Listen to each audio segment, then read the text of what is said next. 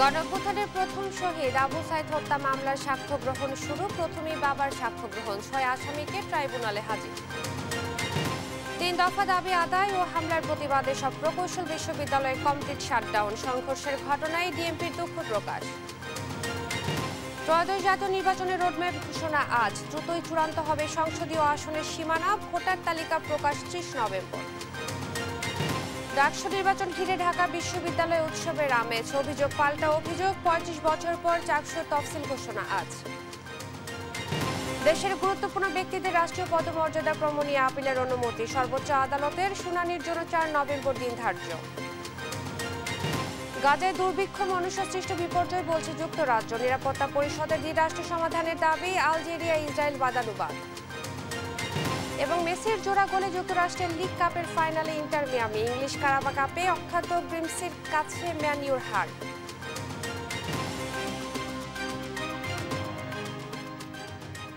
দেখছিলেন সংবাদ শিরোনাম, সঙ্গে আছি আমি ইশরাত জাহান মনি। এবারে বিস্তারিত। জুলাই গণঅভ্যুত্থানের প্রথম শহীদ রংপুর বেগম রোকেয়া বিশ্ববিদ্যালয় শিক্ষার্থী আবু সাইদ হত্যার ঘটনায় মানবতাবিরোধী অপরাধের মামলার সাক্ষ্য গ্রহণ শুরু হয়েছে। আন্তর্জাতিক অপরাধ ট্রাইব্যুনাল 2-এ প্রথমেই সাক্ষ্য দেন আবু সাইদের পিতা মকবুল হোসেন। এছাড়া রুহুল আমিন ও মইনুল ইসলামের আজ সাক্ষ্য নেওয়া হবে। বুধবার সূচনা বক্তব্যের মধ্য দিয়ে শুরু হয় বিচারিক কার্যক্রম। সকালে এ মামলায় গ্রেপ্তার 6 আসামিকে ট্রাইব্যুনালে হাজির করা হয়। আর বেরোবির সাবেক ভিসি সহ 24 জন এখনও পলাতক আছেন। তাদের পক্ষে ইতোমধ্যেই সরকারিভাবে 4 জন আইনজীবী নিয়োগ দেওয়া হয়েছে। গেল 6 আগস্ট বেরোবির সাবেক ভিসি হাসিবুর রশিদ সহ 30 জনের বিরুদ্ধে অভিযোগ গঠন করে বিচার শুরুর আদেশ দেন ট্রাইব্যুনাল।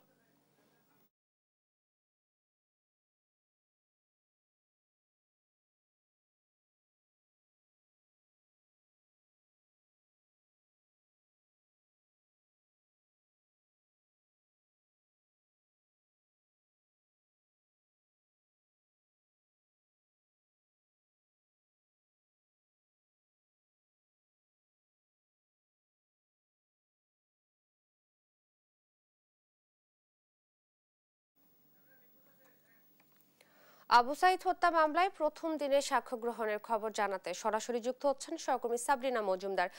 সাবরিনা, আপনার কাছে জানতে চাইবো যে আবু সাইদের পিতার সাক্ষ্য শেষ হয়েছে কিনা এবং ট্রাইব্যুনালে কি বললেন তিনি, জানাবেন।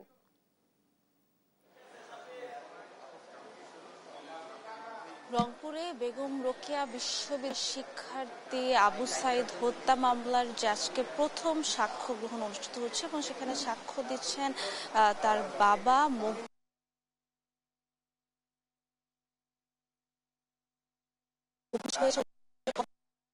হওয়ার পর কালকে সূচনা বক্তব্য হওয়ার পর স্বাক্ষর গ্রহণ হয়েছে। এবং এই নিয়ে আসলে আমাদেরকে প্রসিকিউশন আসলে কথা বলে আমরা যদি একটু জানতে চাই যে আবু সাইদের বাবার সাক্ষ্য গ্রহণ যে আজকে আন্তর্জাতিক অপরাধ ট্রাইব্যুনাল 2 জুলাই গণঅভ্যুত্থানের যিনি সৈনিক, রংপুর বিশ্ববিদ্যালয়ের ছাত্র শহীদ আবু সাইদ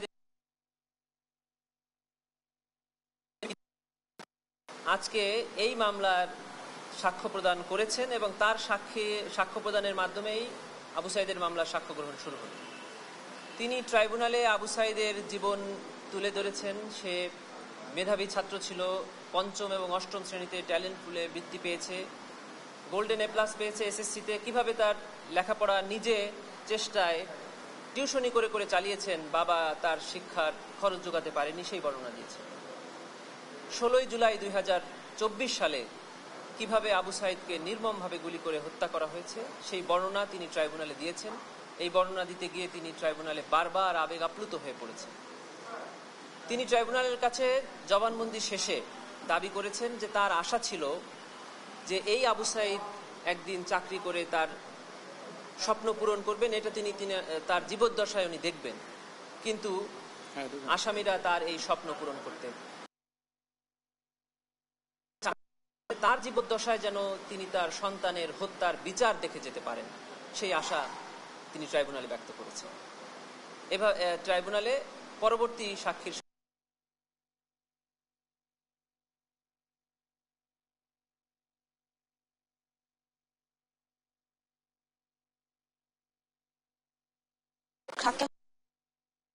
তিনি আবু সাঈদ হত্যা মামলার বিচার চেয়েছেন এবং তিনি বলেছেন ছাত্রলীগ আসলে এই আবু সাঈদ হত্যার জন্য আসলে দায়ী। আসলে তিনি বলেছেন যে হচ্ছে যে কেন আসলে কিভাবে আসলে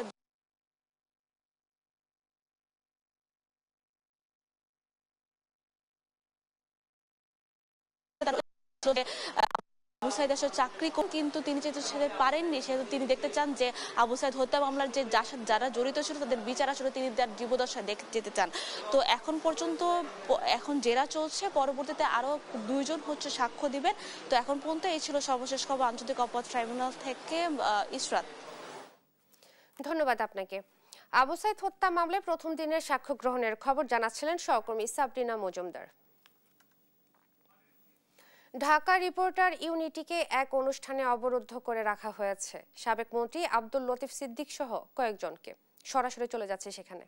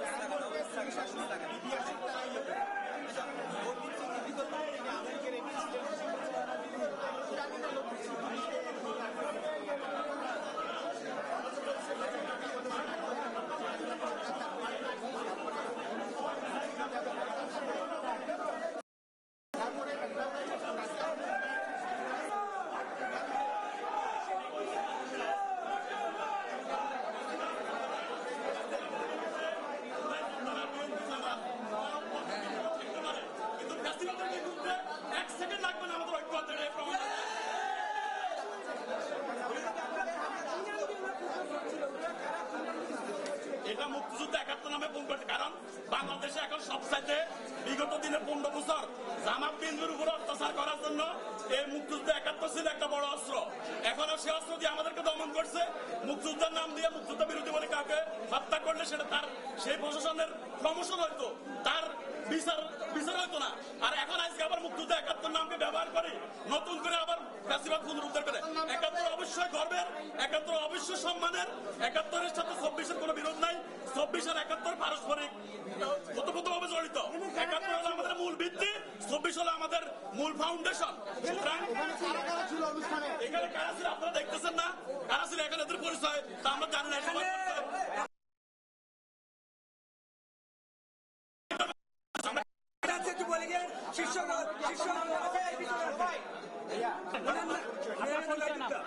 আমি জুলাই যোদ্ধা নাম তো এটাই ধরনের নাম দেখে কি হবে। এখানে একটা দেশে আমাদের বিগত 15 বছর দেখছি যে আমরা কোথাও একটা বসে একটু নিজেরা একটু বসে চা খাইতেছি, একটু কোথাও কথা বলছি, হঠাৎ করে প্রোগ্রাম করে দেশ বিরোধী নাশকতা প্রোগ্রাম করে বলে প্রশ্নটা ঘেরাও করে দিয়ে কয়েকবার আমাদের গ্রেপ্তার করছে। ঢাকা রিপোর্টার্স ইউনিটিকে এক অনুষ্ঠানে অবরুদ্ধ করে রাখা হয়েছে। আমরা সরাসরি ছিলাম সেখানে। 3 দফা দাবি আদায়ে দেশের সব প্রকৌশল বিশ্ববিদ্যালয়ে কমপ্লিট শাটডাউন কর্মসূচি পালন করছে শিক্ষার্থীরা। তবে জনদুর্ভোগ এড়াতে শাহবাগ অবরোধ না করার সিদ্ধান্ত নিয়েছেন তারা। বুধবার রাত 10:30টার দিকে শাহবাগে এই ঘোষণা দেন আন্দোলনরত শিক্ষার্থীরা। সেখানে তারা বৃহস্পতিবার দেশের সব প্রকৌশল বিশ্ববিদ্যালয়ে ক্লাস পরীক্ষা বন্ধ থাকার কথা জানান।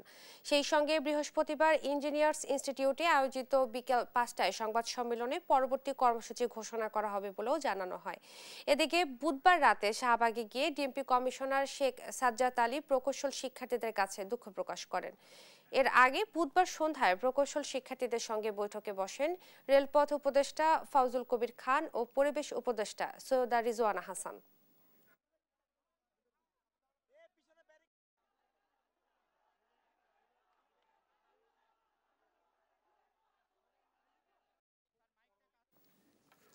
চুয়েটে চলছে কমপ্লিট শাটডাউন। এ বিষয়ে জানাতে সরাসরি যুক্ত হচ্ছেন সহকর্মী AKM নাজিম। নাজিম, আন্দোলনের বিষয়ে কি বলছেন শিক্ষার্থীরা, জানাবেন।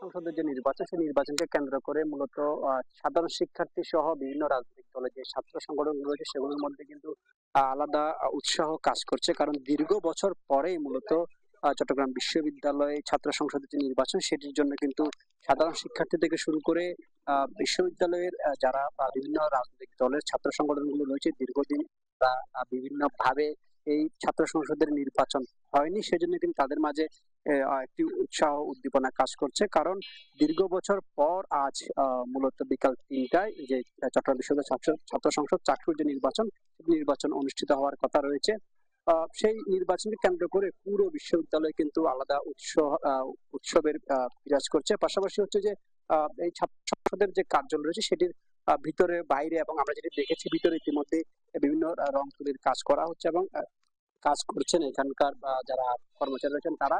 মূলত 1966 সালে চট্টগ্রাম বিশ্ববিদ্যালয় ছাত্র সংসদের যে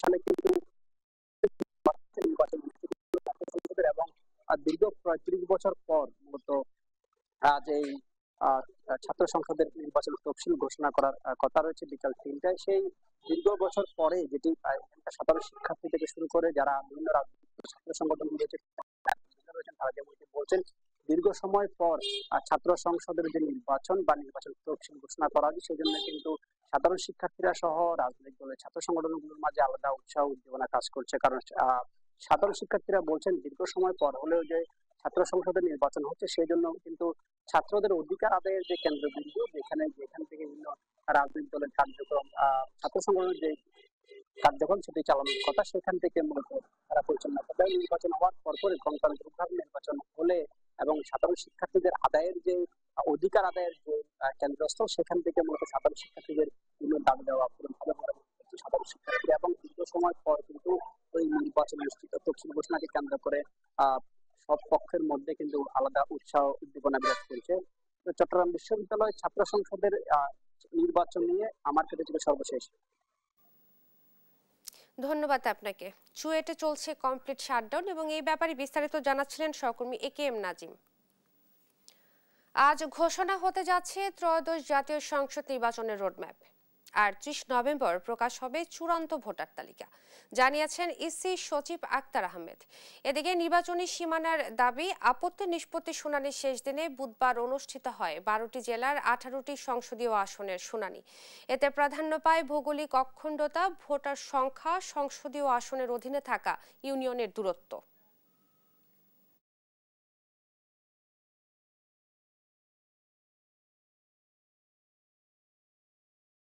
তেত্রিশটা জেলার 84টা আসন সম্পর্কিত 1185টা আপত্তি এবং 708টা পরামর্শ বা সুপারিশ পক্ষে পেয়েছি।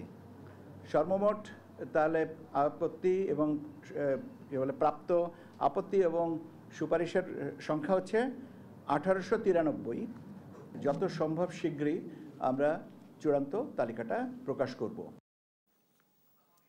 এদিকে 3 দফা দাবিতে আগারগাঁও ব্লকেট কর্মসূচি ঘোষণা দিয়েছে শেরেবাংলা কৃষি বিশ্ববিদ্যালয়ের শিক্ষার্থীরা। সেখানকার চিত্র জানাতে সরাসরি যুক্ত হচ্ছেন সহকর্মী হাসান আল মাহমুদ। হাসান, কৃষিবিদদের ব্লকেট কর্মসূচির কি খবর রয়েছে এবং সার্বিক পরিস্থিতি কেমন দেখছেন জানাবেন। ধন্যবাদ আপনাকে। আমরা দেখছিলাম যে সাড়ে 11টার পরে আর কি কৃষি বিশ্ববিদ্যালয়ের শিক্ষার্থীরা তারা কিন্তু আগারগাঁওয়ে এসেছেন এবং তারা রাস্তা বন্ধ করে রেখেছেন এই মুহূর্তে। এবং তারা আগারগাঁও চৌরাস্তার মোড় যেটি রয়েছে সেখানেই কিন্তু পুরো রাস্তাটি বন্ধ করে রেখেছেন। এবং গতকালকে আমরা দেখেছিলাম যে বুয়েটের শিক্ষার্থীদের সাথে পুলিশের বড় ধরনের একটি সংঘর্ষের ঘটনা ঘটেছিল এবং তারা শাহবাগ সারাদিন অবরোধ করে রেখেছিল। সেখানে যেটি তাদের মূল দাবিটি ছিল যে ডিপ্লোমা শিক্ষার্থী যারা রয়েছেন তাদের জন্য 10ম গ্রেড এবং 9ম গ্রেডের কিছু পোস্ট 10ম গ্রেডের কিছু পোস্ট আসলে ফিক্সড করে রাখা ছিল। সেটিকে তারা বলছেন যে মেধার ভিত্তিতে সেটিকে নিয়োগ দিতে হবে। বিএসসি কিংবা ডিপ্লোমা যে কেউ যেন এই পদে নিয়োগের সুযোগ পায়। একই সাথে ডিপ্লোমা শিক্ষার্থী যারা কৃষি ডিপ্লোমায় শিক্ষার্থী তাদের জন্যও কিন্তু কৃষি সেক্টরে অর্থাৎ বিএডিসি সহ আরও কয়েকটি পোস্টে কিন্তু তাদের জন্য ফিক্সড ছিল, সেটিকেও এখানকার শিক্ষার্থীরা চাচ্ছেন সেটি কারোর জন্য কোনো ফিক্সড রাখা যাবে না, যারা মেধার ভিত্তিতে তারাই কিন্তু এখানে নিয়োগ পাবে এমনটাই কিন্তু দাবি করে আসছেন। একই সাথে তারা আরেকটি দাবি করছেন যে দশম গ্রেড থেকে নবম গ্রেডে উন্নীত করবার কিছু একটি বিষয় রয়েছে, যেটি বিএডিসি সহ অন্যান্য কিছু পোস্টের ক্ষেত্রে তারা নবম গ্রেড থেকে প্রমোশন পেয়ে দশম গ্রেড থেকে প্রমোশন পেয়ে নবম গ্রেডে চলে আসেন। এখানকার শিক্ষার্থীরা দাবি করছেন যে যেহেতু নবম গ্রেড একটি প্রথম শ্রেণীর চাকুরি, সেই ক্ষেত্রে সরাসরি এগুলোতে নিয়োগ দেওয়া হোক, যাতে দশম গ্রেড থেকে এটিকে নবম গ্রেডে উন্নীত করা না হয়, সেই ব্যাপারে কিন্তু তারা দাবি জানিয়ে আসছেন এখানকার শিক্ষার্থীরা। একই সাথে গতকালকে যে শাহবাগে বিএসসি ইঞ্জিনিয়ার অর্থাৎ বুয়েটের শিক্ষার্থীদের উপর যে হামলার ঘটনা ঘটছে, সেগুলোরও কিন্তু তারা বিচারের দাবি জানাচ্ছেন এখানকার সাধারণ শিক্ষার্থীরা। এবং তারা যেটি বলছে যে সব বিএসসি এবং ডিপ্লোমাদের যে সিন্ডিকেট, সেই সিন্ডিকেট ভেঙে দেওয়ার কথা বলছেন, এমন কিন্তু তার তিনটি দাবি করছেন। আরেকটি তারা দাবি করছেন যে সাধারণ কৃষিবিদ যারা রয়েছেন, ডিপ্লোমা অন্যান্য কর্মকর্তা রয়েছেন, তারা নিজেদের নাম শব্দটি ব্যবহার করেন। এখানকার বিএসসি যারা বিএসসির কৃষিবিদ যারা রয়েছেন, তারা সেটি বলছেন বিএসসি ছাড়া কিংবা কৃষি সংশ্লিষ্ট ছাড়া কেউ যাতে কোনোভাবে নামের আগে কৃষিবিদ শব্দটি।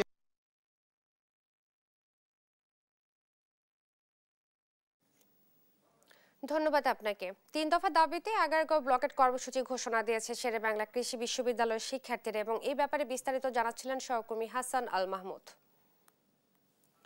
আজ জাতীয় নির্বাচনের রোডম্যাপ ঘোষণা করবে নির্বাচন কমিশন। এ নিয়ে আরো জানাতে সরাসরি যুক্ত হচ্ছেন সহকর্মী শিউলি রায়।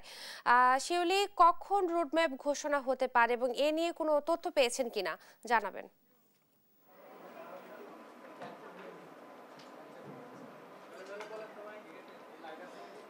দেখুন, সেটা হচ্ছে গতকালকেই কিন্তু সচিব আক্তার আহমেদ উনি কিন্তু বলেছেন যে আজকের দিনের যে কোনো সময়ই হচ্ছে ঘোষণা আসতে পারে নির্বাচন রোডম্যাপ নিয়ে। এবং ইতিমধ্যে কিন্তু আপনাদেরকে জানিয়ে রাখি যে আজকে কিন্তু দুপুর 2টার দিকে মার্কিন রাষ্ট্রদূতের এক প্রতিনিধি দল কিন্তু সিএসির সঙ্গে কিন্তু তারা আজকে বৈঠক করবেন এবং 4 কমিশন সেখানে উপস্থিত থাকবেন।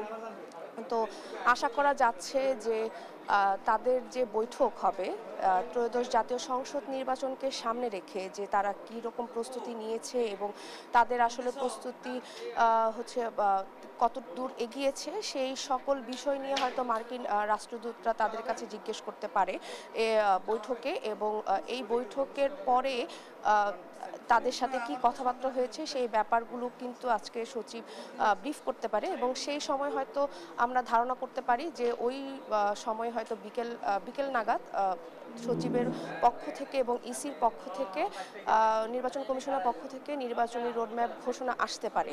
তো নির্বাচনী আপনাদেরকে বলে রাখা ভালো যে নির্বাচনী রোডম্যাপের মধ্যে কিন্তু নতুন রাজনৈতিক দল এবং সীমানা পুনর্নির্ধারণের খসড়া এবং সামনে 30শে আগস্ট যে ভোটার খসড়া যে একটি প্রাথমিক বাছাই তালিকা, সেই খসড়া কিন্তু প্রকাশ করা হবে। এবং ইতিমধ্যে কিন্তু আমরা গতকালকেই জানিয়েছি যে 30শে নভেম্বর কিন্তু ভোটার তালিকার যে চূড়ান্ত খসড়া সেটা কিন্তু প্রকাশ করা হবে। তো সেই সকল সার্বিক বিষয় নিয়ে এবং নির্বাচনী কেনাকাটা সব কিছু বিষয় নিয়ে কিন্তু আজকে নির্বাচনী রোডম্যাপের একটি কর্মপরিকল্পনা তারা আজকে গণমাধ্যমের সামনে বলতে পারেন যে তাদের আসলে নির্বাচন যেহেতু আগামী বছর ফেব্রুয়ারি মাসে অনুষ্ঠিত হবে, প্রধান উপদেষ্টার যে টাইমলাইন দিয়েছেন সেই টাইমলাইনের আগেই 3 মাস বা 4 মাসে তাদের যে কর্মপরিকল্পনা, সেই কর্মপরিকল্পনার ভিত্তিতে তারা আসলে কিভাবে কাজগুলো এগিয়ে নিয়ে যাবে সেই ব্যাপারে আজকে একটা চূড়ান্ত ঘোষণা আসতে পারে। ইশরাক, ধন্যবাদ আপনাকে। আজ জাতীয় নির্বাচনের রোডম্যাপ ঘোষণা করবে নির্বাচন কমিশন, এবং এই ব্যাপারে বিস্তারিত জানাচ্ছিলেন সহকর্মী শিউলি রায়। ঢাকা বিশ্ববিদ্যালয় কেন্দ্রীয় ছাত্র সংসদ ও হল সংসদ নির্বাচন ঘিরে জমজমাট ক্যাম্পাস। প্রচার প্রচারণার খবর জানাতে সরাসরি যুক্ত হচ্ছেন সহকর্মী আলিমুজ্জামান সাফওয়ান। সাফওয়ান, নির্বাচন ঘিরে ক্যাম্পাসের চিত্র কেমন দেখছেন, জানাবেন আমাদেরকে। ইশরাত, এই মুহূর্তে আমরা ঢাকা বিশ্ববিদ্যালয়ের অপরাজয় বাংলার সামনে রয়েছি এবং এখানে যে বটতলা রয়েছে এখানে কিছুক্ষণের মধ্যে বাংলাদেশ জাতীয়তাবাদী ছাত্রদল তাদের ডাকসু নির্বাচনকে সামনে রেখে তাদের যে নির্বাচনী ইশতেহার সেটি তারা ঘোষণা করবেন এবং এই উপলক্ষে সকাল থেকেই তারা বেশ প্রস্তুতি নিয়েছেন এবং এখানে পেছনে অস্থায়ীভাবে তাদের নির্বাচনী ইশতেহার যে ঘোষণা সেটি তারা আয়োজন করেছেন এবং এখানে কিন্তু আমরা দেখতে পেয়েছি যে বাংলাদেশ জাতীয়তাবাদী ছাত্র দলের যারা কেন্দ্রীয় নেতৃবৃন্দ রয়েছেন রাকিবুল ইসলাম রাকিব এবং নাসিরউদ্দিন নাসির তারা কিন্তু এখানে এসে উপস্থিত হয়েছেন এবং তার পাশাপাশি এখানে ঢাকা বিশ্ববিদ্যালয় ছাত্র দলের শীর্ষ নেতৃবৃন্দ এখানে উপস্থিত রয়েছে এবং কিছুক্ষণের মধ্যেই ঢাকা বিশ্ববিদ্যালয় ডাকসু নির্বাচনের জন্য ছাত্রদল সমর্থিত যে প্যানেল তারা এখানে এসে উপস্থিত হবেন এবং তাদের যে নির্বাচনী ইশতেহার সেটি তারা প্রকাশ করবেন এবং ছাত্রদলই কিন্তু প্রথম তাদের ডাকসু নির্বাচনকে সামনে রেখে তাদের ইশতেহার ঘোষণা করছেন। তবে তাদের নির্বাচনী ইশতেহারে কি কি থাকছে সেটি কিন্তু আমরা এখন পর্যন্ত নিশ্চিত হয়ে জানতে পারিনি। কিছুক্ষণের মধ্যে এই নির্বাচনী ইশতেহার তারা ঘোষণা করতে যাচ্ছেন এবং আমরা যেটি জানতে পেরেছি একটি সূত্রে যে তাদের নির্বাচনী ইশতেহারে 10টি দফা তারা রাখতে পারে এবং সেটির জন্যই কিন্তু তারা প্রস্তুতি নিচ্ছেন এবং আজকে আপনারা জেনে থাকবেন যে ডাকসু নির্বাচনের আনুষ্ঠানিক যে প্রচারণা শুরু হয়েছে সেটির কিন্তু আজ তৃতীয় দিন চলছে। তৃতীয় দিনের মতো সকাল থেকেই শুধুমাত্র ছাত্রদল নয় এছাড়া অন্যান্য যেসব প্যানেল রয়েছে অন্যান্য যে দলগুলো রয়েছে তারা কিন্তু তাদের নির্বাচনী প্রচারণা সকাল থেকে কিন্তু শুরু করেছেন সকাল 10টার পরে এবং এই ক্ষেত্রে তারা মধুর ক্যান্টিন আর science faculty social science building arts building এবং যে কেন্দ্রীয় লাইব্রেরি রয়েছে বিশ্ববিদ্যালয়ের সেই এলাকায় কিন্তু তারা তাদের নির্বাচনী প্রচারণা করছেন এবং তাদের ইশতেহার তারা শিক্ষার্থীদের কাছে নিয়ে যাচ্ছেন এবং তাদের শিক্ষার্থীদের কাছে তারা তাদের ভোটটি চাইছেন। ডাকসু নির্বাচনে যেহেতু আর খুব বেশি একটি দিন বাকি নেই তো সেক্ষেত্রে আসলে একেবারে জমে উঠেছে প্রচার প্রচারণার যে কার্যক্রম তারই প্রেক্ষিতে সর্বপ্রথম দল হিসেবে জাতীয়তাবাদী ছাত্রদল আজকে তাদের নির্বাচনী ইশতেহার প্রকাশ করতে যাচ্ছেন এবং তারপরে অন্যান্য যে সংগঠনগুলো রয়েছে তাদেরও আজকে বেশ কিছু কর্মসূচি রয়েছে। তবে আমরা আনুষ্ঠানিকভাবে কিছু অভিযোগ পেয়েছি যে যেটি হয়তো আজকে চিফ রিটার্নিং অফিসার বরাবর আজকে শিক্ষার্থীরা করতে পারেন আচরণবিধি লঙ্ঘ হয়েছে এমন অভিযোগ কিন্তু তারা করছেন। এর আগে গতকাল কিন্তু চিফ রিটার্নিং অফিসার ডাকসুর তিনি কিন্তু বলেছেন যে আজ থেকে যদি কেউ নির্বাচনী আচরণবিধি লঙ্ঘন করে সেক্ষেত্রে কিন্তু তারা অনেকটাই কঠোর হবে এবং তারা এটি কঠোরভাবেই দমন করবেন। এর জন্য কিন্তু তারা আপনারা জেনে থাকবেন যে 7 সদস্য যে টাস্ক ফোর্স সেটি কিন্তু তারা গঠন করেছে কিন্তু ইতিমধ্যে সেই টাস্ক ফোর্স কিন্তু তাদের কাজটি করে যাচ্ছেন এবং কোনো অভিযোগের পাওয়ার সাথে সাথেই কিন্তু তারা দ্রুত সময়ের মধ্যে সেটা নিষ্পত্তি করছেন এবং এর বিরুদ্ধে যদি কোনো ব্যবস্থা থাকে সেটি কিন্তু তারা নিচ্ছেন। তো আমরা এখন অপেক্ষা করছি বাংলাদেশ জাতীয়তাবাদী ছাত্রদল প্যানেলের যে নির্বাচনী ইশতেহার সেটি কিছুক্ষণের মধ্যেই ঘোষণা হবে। তো আমার কাছে এই পর্যন্ত এখন পর্যন্ত এই ছিল সর্বশেষ খবর। ইশরাত, ধন্যবাদ আপনাকে। ঢাকা বিশ্ববিদ্যালয় থেকে নির্বাচনকে ঘিরে প্রচারণার খবর জানাচ্ছিলেন সহকর্মী আলিমুজ্জামান সাফওয়ান। ডাকসু নির্বাচনের মনোনয়নপত্র প্রত্যাহারের শেষ দিন আজ। আগামীকাল চূড়ান্ত প্রার্থিতা ঘোষণার পর শুরু হবে প্রচারণা। এ বিষয়ে আরো জানাতে সরাসরি যুক্ত হচ্ছেন সহকর্মী দেওয়ান ইমন। ইমন, আপনার কাছে জানতে চাইবো যে এই পর্যন্ত কতজন মনোনয়নপত্র প্রত্যাহার করেছেন এবং সার্বিক পরিস্থিতি কেমন দেখছেন, জানাবেন। ইসরাত, আপনি যেমনটি বলছিলেন শুরুতেই যদি মনোনয়ন প্রত্যাহারের বিষয়টি জানাই যে আজকে কিন্তু বেলা 4টা পর্যন্ত মনোনয়ন প্রত্যাহারের সময় বেঁধে দিয়েছেন ডাকসু নির্বাচন কমিশন এবং এখন পর্যন্ত নির্বাচন কমিশন আমাদেরকে জানিয়েছেন যে 8টি মনোনয়ন প্রত্যাহারের জন্য তার কাছে আবেদন জমা পড়েছে। এছাড়া কিন্তু আজকে জাহাঙ্গীরনগর বিশ্ববিদ্যালয়ে যারা ছাত্র দল রয়েছেন তারা কিন্তু প্যানেল ঘোষণা করবেন।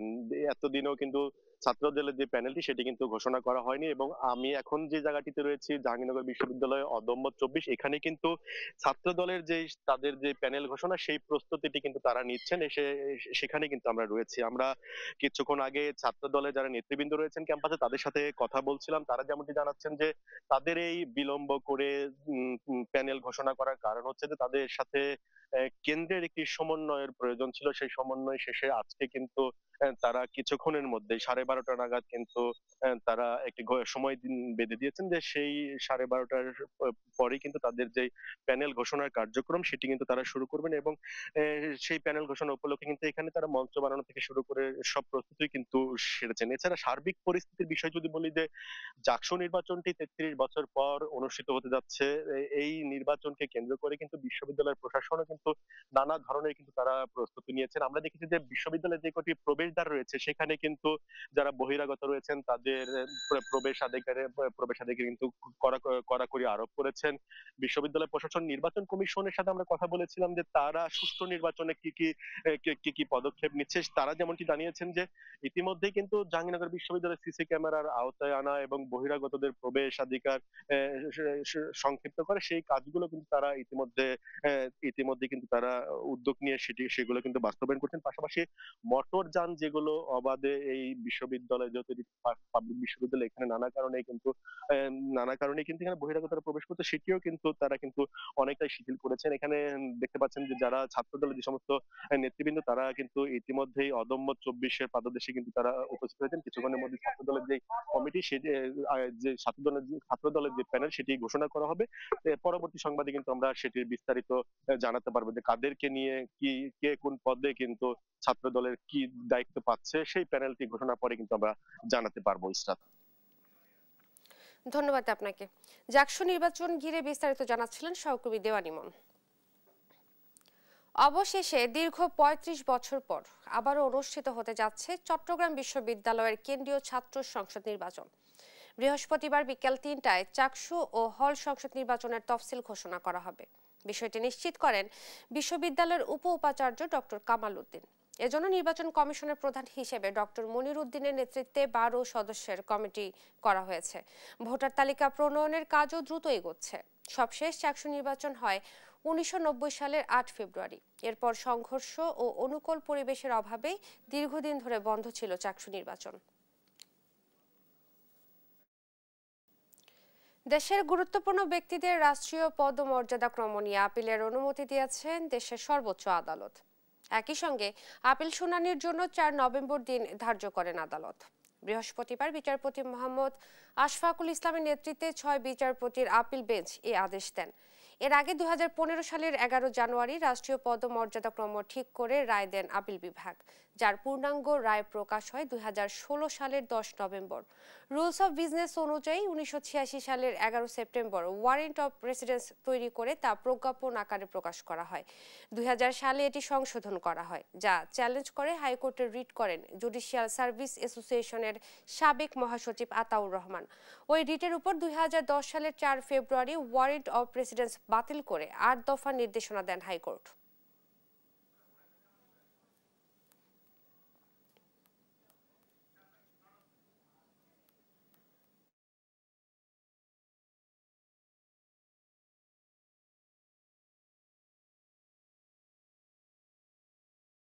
দুটো এডিশনাল গ্রাউন্ড আজকে আমরা জমা দিয়েছি, সেটার উপরে রিভিউ লিভ গ্রান্ট হয়ে এটা এখন সিভিল আপিল হবে।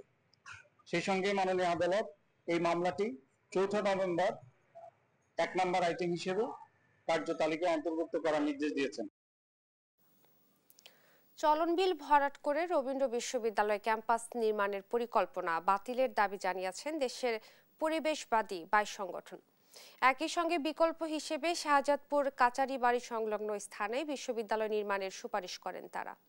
বৃহস্পতিবার সকালে ঢাকা রিপোর্টার্স ইউনিটিতে এক সংবাদ সম্মেলনে এ দাবি জানায় সংগঠনগুলো। তারা বলেন, চলন বিল একক কোনো বিল নয়। 47টি নদী, 163টি বিল, 300টির বেশি খাল, 1,20,000 পুকুর মিলে পানির যে সমাবেশ, সেটাই বিলের প্রাণ, প্রাকৃতিক উৎস এবং সৌন্দর্য। প্রত্যক্ষ ও পরোক্ষভাবে চলন বিলের উপর 1 কোটি বেশি মানুষ নির্ভর করে। প্রস্তাবিত ক্যাম্পাসে যমুনার দিকে চলন বিলের পতন মুখে বিশাল প্রতিবন্ধকতার সৃষ্টি হবে। এতে স্থানীয় কৃষি ও উন্মুক্ত মৎস্য চাষ চরম সংকটের সম্মুখীন হবে।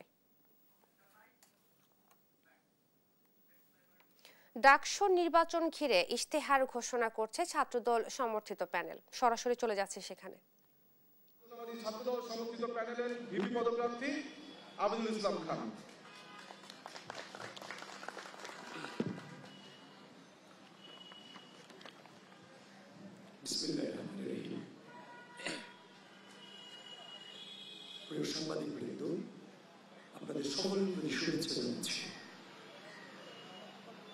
আমাদের 10টি ইশতেহারের 1 নং ইশতেহার শিক্ষা ও গবেষণাকে প্রাধান্য দিয়ে আধুনিক আনন্দময় বসবাসযোগ্য নিরাপদ ক্যাম্পাস গড়ে তোলা, যার অধীনে আছে ঢাকা বিশ্ববিদ্যালয়ের শিক্ষার্থী থাকাকালীন সময়টা যেন প্রতিটি ছাত্রছাত্রী তাদের জীবনের সবচেয়ে মূল্যবান, শিক্ষণীয় এবং একই সাথে আনন্দময় সময় হিসেবে মনে রাখতে পারে, সেই লক্ষ্যে সৃজনশীল উদ্যোগ গ্রহণ।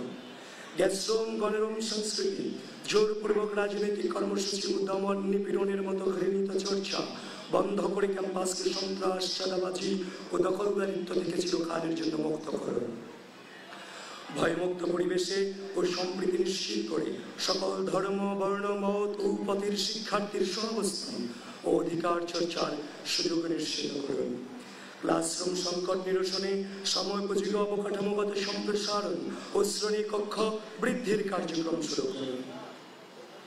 শিক্ষার্থী র্যাগিং, অনলাইন অফলাইনে ঘৃণা ও মিস ইনফরমেশন প্রতিরোধে ডাকসুর অধীনে একটি স্বাধীন শিক্ষার্থী সুরক্ষা সেল গঠন ও শিক্ষার্থীদের যে কোনো জরুরি প্রয়োজনে 24 ঘন্টা সেবা প্রাপ্তি নিশ্চিত করে ইমার্জেন্সি হেল্পলাইন চালু। ক্যাম্পাসে মাদকসেবী ও ভবঘুরে সহ শিক্ষার্থীদের অধিকার প্রবেশ, অনধিকার প্রবেশ রোধ, পুরো ক্যাম্পাসে সিসিটিভি ক্যামেরা স্থাপন ও রাতের আলো জ্বালানো নিশ্চিত করা। হলে বিশেষ সেল গঠন করে তার মাধ্যমে হলে কোনো প্রকার অছাত্র অবস্থান সম্পূর্ণ নিশ্চিত করুন। ঢাকা বিশ্ববিদ্যালয়কে একটি পূর্ণাঙ্গ আবাসিক বিশ্ববিদ্যালয় হিসেবে গড়ে তোলার জন্য প্রয়োজনীয় উদ্যোগের অংশ হিসেবে নতুন হল নির্মাণের দ্রুত ব্যবস্থা গ্রহণ, যেন ভর্তির দিন থেকেই প্রতিটি শিক্ষার্থীর জন্য একটি সিট ও একটি পড়ার টেবিল নিশ্চিত করা সম্ভব হবে। আবাসিক হলগুলোকে মশা ও সার পোকামুক্ত রাখতে কার্যকর পদক্ষেপ গ্রহণ। ক্যান্টিন ও ক্যাফেটেরিয়া খাবারের উপর ভর্তুকি বৃদ্ধি, পুষ্টিবিদদের সমন্বয়ে টিম গঠন করে খাবার সমূহের স্বাস্থ্যগণ ও পুষ্টিগত মান নিশ্চিত করা ও সামগ্রিক পরিবেশ ও ব্যবস্থার গুণগত মান উন্নতি। লাস্ট ওয়ান, বিভিন্ন অনুষদ ও বিভাগীয় এলাকায় যেমন মোকাররম ভবন, কার্জন হল ইত্যাদি বিবেচনায় নিয়ে নতুন ক্যান্টিন ও ক্যাফেটেরিয়া স্থাপন, যেন সব শিক্ষার্থী সহজেই স্বাস্থ্যীয় স্বাস্থ্যকর খাবার পেতে পারে। এবার আমরা 2 নং ইশতেহারে যাচ্ছি। আমাদের যে 2 নং ইশতেহারে বলা আছে নারী শিক্ষার্থীদের জন্য নিরাপদ ক্যাম্পাস ও নারী স্বাস্থ্য সুরক্ষা ও সক্ষমতা বৃদ্ধি, এর মাঝে আছে নারী শিক্ষার্থীদের পোশাকের স্বাধীনতা, যৌন হয়রানি প্রতিরোধ এবং সর্বোচ্চ সামাজিক মর্যাদা নিশ্চিত করুন। প্রতিটি আবাসিক হলে বিশ্ববিদ্যালয়ের ভর্তুকিতে স্যানিটারি প্যাড, ভেন্ডিং মেশিন স্থাপন এবং হলে সকল পরিচ্ছন্ন কর্মী যেন নারী হয় তা নিশ্চিত করুন। বিশ্ববিদ্যালয়ের মেডিকেল সেন্টারে সার্বক্ষণিক নারী চিকিৎসকের উপস্থিতি নিশ্চিত করুন এবং প্রতিটি নারী হলে স্বাস্থ্যসেবা ইউনিট চালু করুন। ক্যাম্পাসে নিরাপত্তা ব্যবস্থা জোরদারের পাশাপাশি নারী শিক্ষার্থীদের আবাসিক হলগুলোতে সান্ধ্য আইন বিলোপের মাধ্যমে রাতে প্রবেশের সময়সীমা বৃদ্ধি এবং এক হলের নারী শিক্ষার্থীদের অন্য হলে নারী শিক্ষার্থী হলগুলোতে প্রবেশ ও সাক্ষাতের ক্ষেত্রে বিদ্যমান বাধা দূর করুন। জরুরি প্রয়োজনে হল থেকে প্রস্থানের জন্য লোকাল গার্ডিয়ানের অনুমতি জটিলতা দূর করে নারী শিক্ষার্থীদের জরুরি প্রয়োজনীয়তা বিবেচনায় হল প্রবেশের অনুমতি ক্রমে রাতে হল থেকে প্রস্থানের নিয়ম সহজীকরণ।